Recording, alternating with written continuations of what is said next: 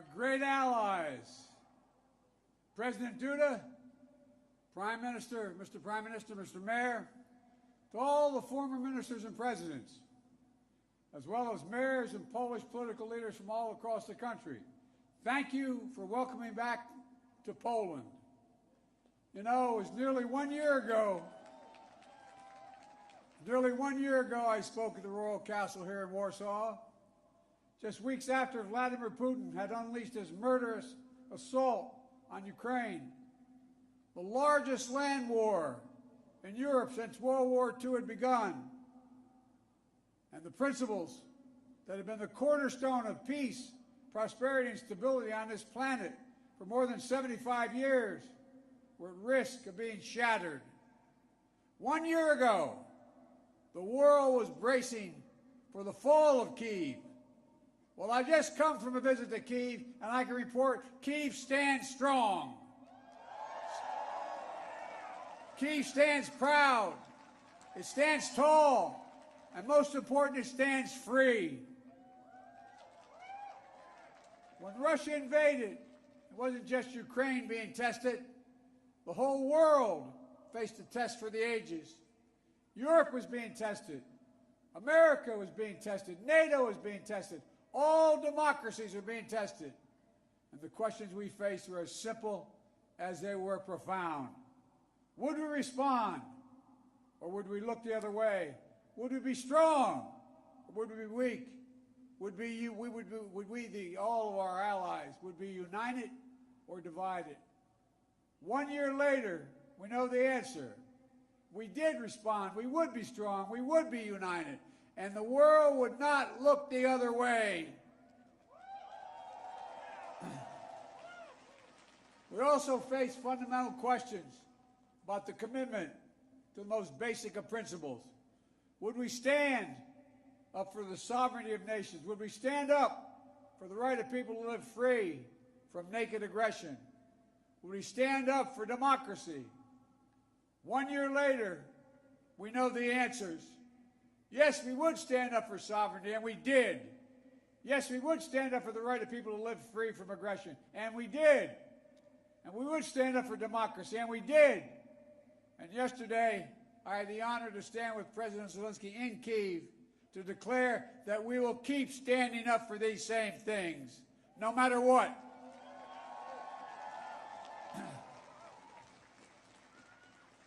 When President Putin ordered his tanks to roll into Ukraine, he thought we would roll over. He was wrong. The Ukrainian people are too brave. America, Europe, a coalition of nations from the Atlantic to the Pacific, we were too unified. Democracy was too strong.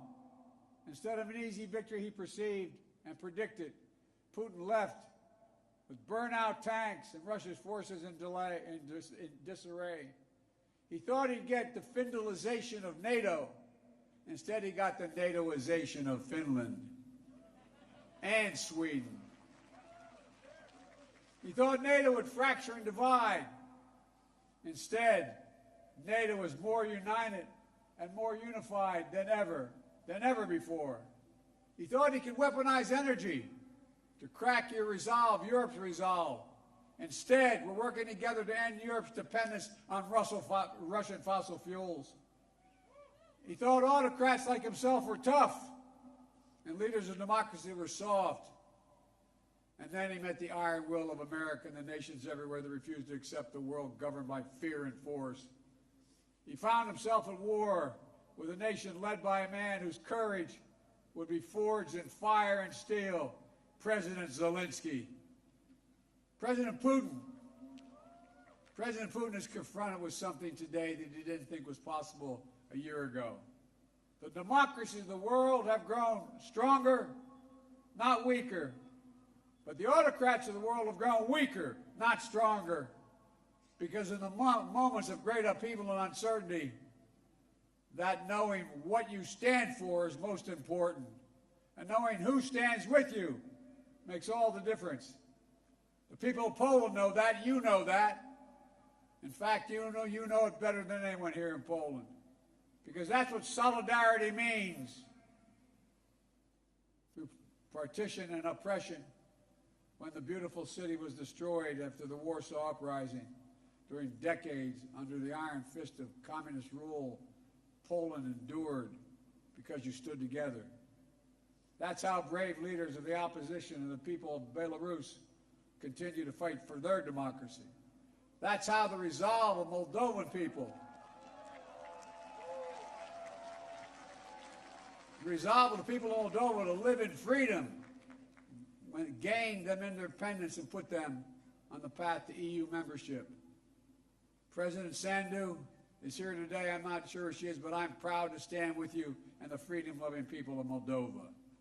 Give her a round of applause.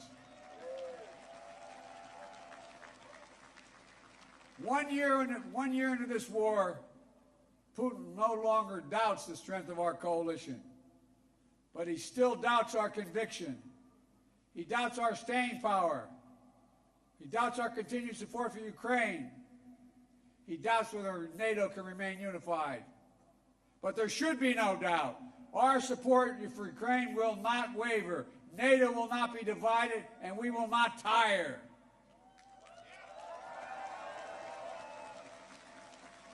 President Putin's craven lust for land and power will fail, and the Ukrainian people's love for their country will prevail. Democracies of the world will stand guard over freedom today, tomorrow, and forever.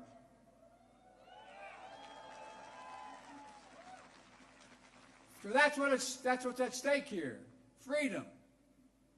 That's the message I carried to Kyiv yesterday, directly to the people of Ukraine. When President Zelensky said he came to the United States in December, quote, he said, "This struggle will define the world and what our children and grandchildren, how they live, and then their children and grandchildren." He wasn't only speaking about the children and grandchildren of Ukraine. He was speaking about all of our children and grandchildren, yours and mine. We're seeing again today what the people of Poland and the people across Europe saw for decades. Appetites of the autocrat cannot be appeased. They must be opposed. Autocrats only understand one word: no, no, no. No, you will not take my country. No, you will not take my freedom. No, you will not take my future.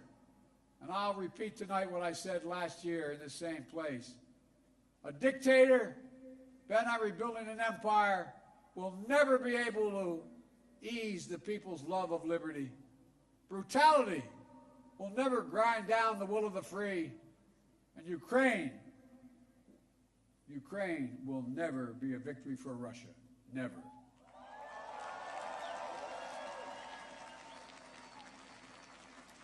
For free people refuse to live in a world of hopelessness and darkness.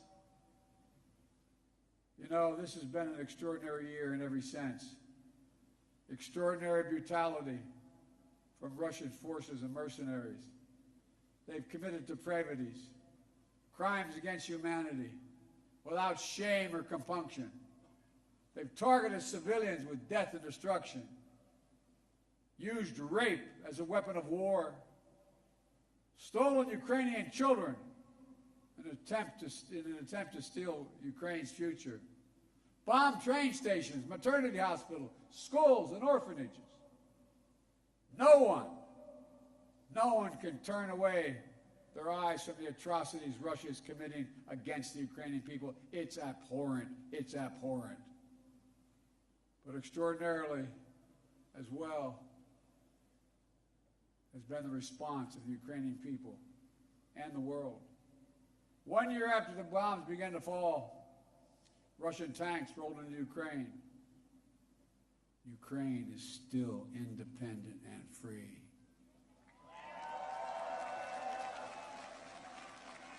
From Kherson to Kharkiv, Ukrainian fighters have reclaimed their land. More than 50% of the territory Russia held last year. The blue and the yellow flag of Ukraine proudly waves once again. President Zelensky still leads a democratically elected government that represents the will of the Ukrainian people. And the world has already voted multiple times, including the United Nations General Assembly, to condemn Russia's aggression and support a just peace. Each time in the UN, that vote has been overwhelming. In October, 143 nations, the United Nations, condemned Russia's illegal annexation. Only four in the entire UN voted with Russia. 4. So tonight, I speak once more to the people of Russia. The United States and the nations of Europe do not seek to control or destroy Russia. The West was not plotting to attack Russia, as Putin said today. And millions of Russian citizens who only want to live in peace with their neighbors are not the enemy. This war was never a necessity. It's a tragedy. President Putin chose this war. Every day the war continues is his choice. He could end the war with a word. It's simple. If Russia stopped invading Ukraine, it would end the war. If Ukraine stopped defending itself against Russia, it would be the end of Ukraine. That's why together we're making sure Ukraine can defend itself. The United States has assembled a worldwide coalition of more than 50 nations to get critical weapons and supplies to the brave Ukrainian fighters on the front lines, air defense systems, artillery, ammunition, tanks, armored vehicles. The European Union and its member states have stepped up with unprecedented commitment to Ukraine, not just in security assistance, but economic and humanitarian refugee assistance and so much more. To all of you here tonight, take a moment, and I'm serious when I say this. Turn around and look at one another. Look at what you've done so far. Poland is hosting more than 1.5 million refugees from this war. God bless you. Poland's generosity, your willingness to open your hearts and your homes is extraordinary. And the American people are united in our resolve as well. All across my country, in big cities and small towns, Ukrainian flags fly from American homes. Over the past year, Democrats and Republicans in our United States Congress have come together to stand for freedom. That's who Americans are, and that's what Americans do. The world is also coming together to address the global fallout from President Putin's war.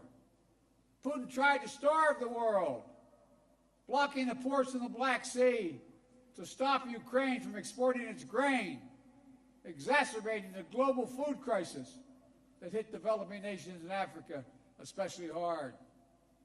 Instead, the United States and the G7 and partners around the world answered the call with historic commitments to address the crisis and to bolster global food supplies. And this week, my wife, Jill Biden, is traveling to Africa to help bring attention to this critical issue. Our commitment is to the people of Ukraine and the future of Ukraine, a Ukraine that's free, sovereign, and democratic. That was the dream of those who declared Ukraine's independence more than 30 years ago, who led the Orange Revolution and the Revolution of Dignity, who braved ice and fire in the Maidan, and the Heavenly 100 who died there, and those who continue still to root out Kremlin's efforts to corrupt, coerce, and control. It's a dream for those Ukrainian patriots who fought for years against Russia's aggressions in the Donbass, and the heroes who've given everything, given their lives in the service of the beloved Ukraine. I was honored to visit their memorial in Kyiv yesterday, to pay tribute to the sacrifice of those who lost their lives, standing alongside President Zelensky. The United States and our partners stand with Ukraine's teachers, its hospital staff, its emergency responders, the workers in cities across Ukraine are fighting to keep the power on in the face of Russia's cruel bombardment. We stand with the millions of refugees of this war who found a welcome in Europe and the United States, particularly here in Poland. Ordinary people all across Europe did whatever they could to help and continue to do so. Polish businesses, civil society, cultural leaders, including the First Lady of Poland, who is here tonight, have led with the heart and determination, showcasing all that's good about the human spirit. Madam First Lady, we love you. Thank you all.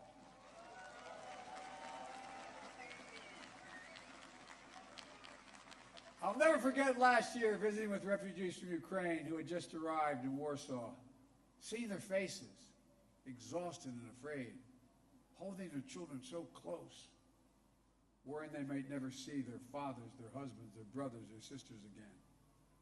In that darkest moment of their lives, you, the people of Poland, offered them safety and light. You embraced them. You literally embraced them. I watched the looks on their faces. Meanwhile, together we made sure that Russia is paying the price for its abuses. We continue to maintain the largest sanction regime ever imposed in any country in history. And we're going to announce more sanctions this week together with our partners.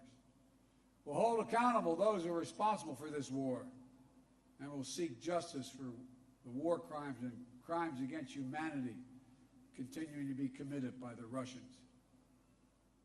You know, there is much for us to be proud of over all that we have achieved together this past year. But we have to be honest and clear-eyed as we look at the year ahead. The defense of freedom is not the work of a day or of a year. It's always difficult. It's always important.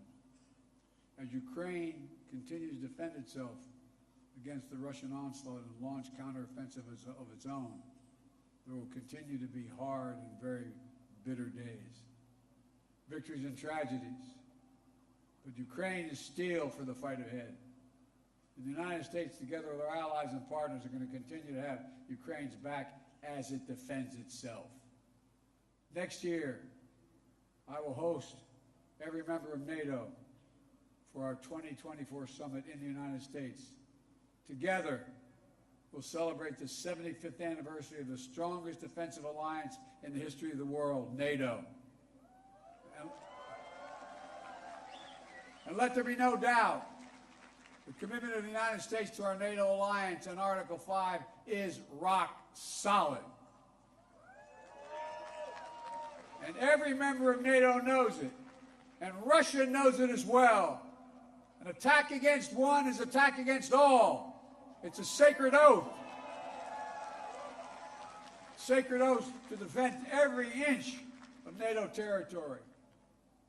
Over the past year, the United States has come together with our allies and partners in an extraordinary coalition to stand against Russian aggression.